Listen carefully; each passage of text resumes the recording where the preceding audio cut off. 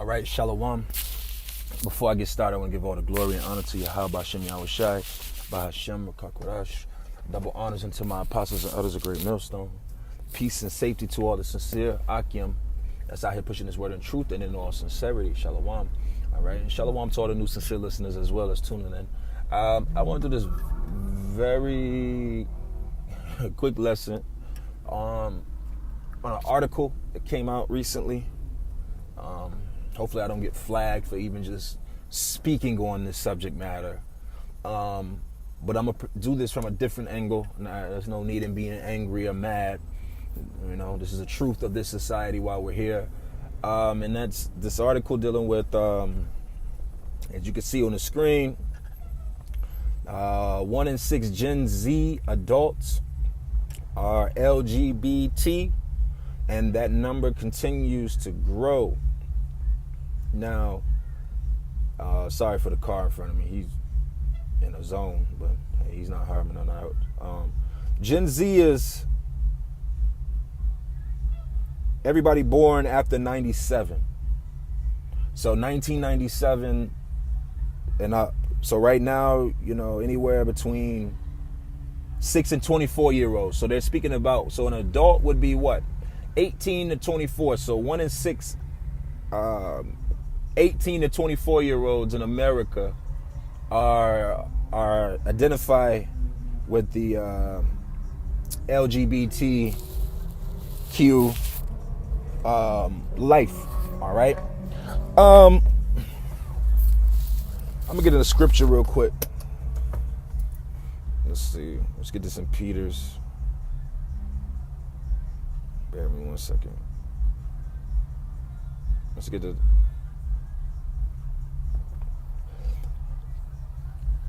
This is 2 Peter 2 and 6, and it says, "And turning in the cities of Sodom and turning the cities of Sodom and Gomorrah into ashes, condemning them with an overthrow, making them an example unto those that after should live ungodly." All right, so here it is. Sodom and Gomorrah was an example unto the nations of, if you live a life like this, if you're for this is what's going to happen. All right, the Lord made it rain hellfire and brimstone upon those cities and destroyed it for the axe. We don't got to go into it. You already know. All right, if you don't know, then Google it and see what time it is. All right, that was going on there. Another example another example very similar to Sodom and Gomorrah is Pompeii. All right, in Rome.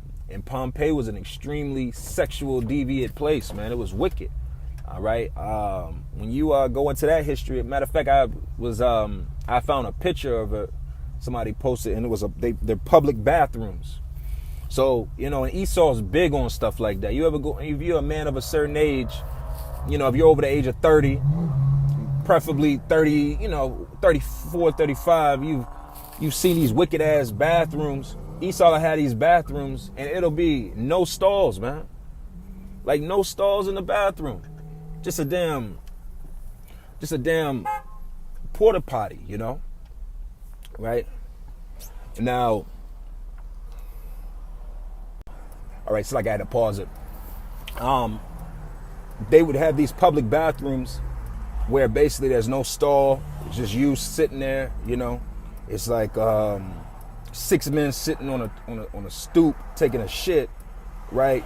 And it's a bathroom, you know. And I remember one time when I was younger, you know, I grew up in Augusta, and you know, if you're familiar with Tiger Woods was just recently in the news, the Augusta Nationals, right? And AKA the Masters, and there's this bathroom. It's very old school. Like they keep it a certain way to appeal to how it was in the early 1900s. You know what I'm saying? It's a long sporting event. So I go in the bathroom. I'm like, oh, I gotta use the bathroom real quick, right? I go in the bathroom. I BS you not. It was like 20 feet long tubs, like connected to the wall with like a stream of water in it. So these Edomites is just going shoulder to shoulder, sticking it, you know, shoulder to shoulder with each other taking pisses, man. And I walked out of there so quick. I was like, man, what kind of shit is this, man? But that's how the bathrooms were in Rome, you know. It was public bathrooms, you know. So, getting back to this, like I said, these cities the Lord set up to be examples of how not to be, right? But we live in a time where they're setting those as the perfect example of how they want their societies to be. It's not as if they don't know the records. They're just stubborn and hard-headed and rebellious, okay? But let's deal with this subject matter of 1 out of 6 adults between the ages of 18 and 24 identify as such. The reason why is we live in a society that works its hardest to masculize, make the women more masculine and make the men more effeminate, man. And it's showing itself in the next generation and the generations to come. If you are a man and you know any boys under the age of 10, right? 10, right? Preferably between 5 and 10, right? You could see in these boys, the ones that are, you see it early on. You'd be like, oh man, this boy gonna probably be a homo, man. You know, I'm saying that from a place of, this isn't about, I mean, it goes without being said what the law says on homosexuality and so on and so forth. All right, it goes without being said. What I'm speaking on is the spirit behind it. You know, this society is making the men weak. You know, from the old to the young. But we're speaking of young. This generation that's young is extremely effeminate, man.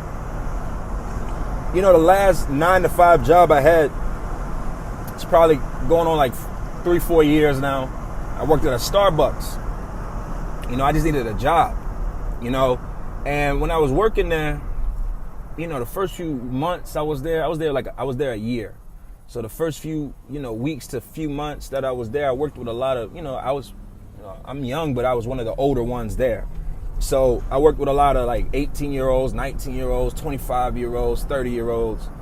And at that moment, I had to realize, I was just like, damn, Jake, you know, a bunch of homos in here, man. You know, you just be like, these dudes is all gay. Now, were some of them gay? Yes. But the energy I'm speaking on in this case is a lot of these men, they're just very effeminate, man. This is a generation that never pushed them to be stronger, to be more masculine. You know, this country has to the point now where it calls masculinity toxic. You know, I saw another post on social media that was saying how men need to stop working out, right? Because it promotes toxic masculinity and making people feel inferior or scared of you because you're strong, big and strong. This is where we've gotten to as a society. You understand what I'm saying? So this is why I'm saying this world is this way, because it's soft. It's soft. It's made the men just pathetic. And I'm not even saying this, and I'm saying this from a place of, as a man, I'm figuring out my own self, because this place doesn't teach you this type of stuff. This place doesn't require certain things of you, certain strengths of you. It just makes you effeminate. You know, a lot of men don't know how to work with their hands. That's a shunned upon art, a shunned upon craft, I should say. All right. A lot of men don't want to do a lot of men don't know how to fight. And I'm not saying there's nothing wrong with you if you don't know how to fight. I'm not the most, I'm not a brawler at spirit. You know, my last fight was damn near my daughter's age. You know what I'm saying? So I've never been a fighter, but I've never been a pussy either. You know, that's the difference. A lot of men nowadays are just effeminate and weak-hearted. You know, they don't have a drive. All right? There's 3 things that I'm learning that defines the happiness of a man. It's really 3 things. 3 things that really define the happiness of a man. And you got to apply and find, and Yahweh Shai is found in all of them. All right? That's your fitness, As a man, you got to be fit. This world makes it where men find it hard to be fit, be strong. So fitness is a part of that. All right. Your finances. All right. This society makes men feel weak because we live in a society where it's seen as if women make more money than you, women have more opportunities than you. You know, so that youth and that effeminizes you as a man. You feel helpless. All right. So your fitness, your finances, and your family structure, your friends, your social circle. That's very important to your happiness. And this society goes hard at making sure all three of those things weaken you. So here we are, we have boys that grow up in situations where they're not in fathers, they're not playing with other boys. Hell, this pandemic shut down all the parks. What do you think that's doing to the psyche of little boys? What do you think that's going to do to what is the psychological effect of not having boys be able to play? Think about these things. They get to play in certain realms, but I'm talking about going outside. I'm talking about going to the park, scraping your knee at the park, scraping your arm at the park, getting in a little scuffle, a little fight, a disagreement, races.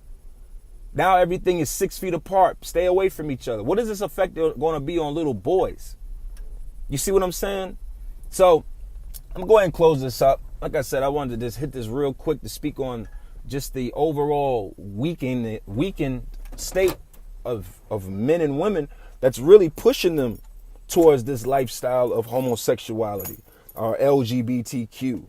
Okay? A lot of this ain't just baseline wanting to have sex with the opposite gender. A lot of this is mentally scarred and damaged and perverse, as the scriptures say. The Lord say he would send a perverse spirit out here.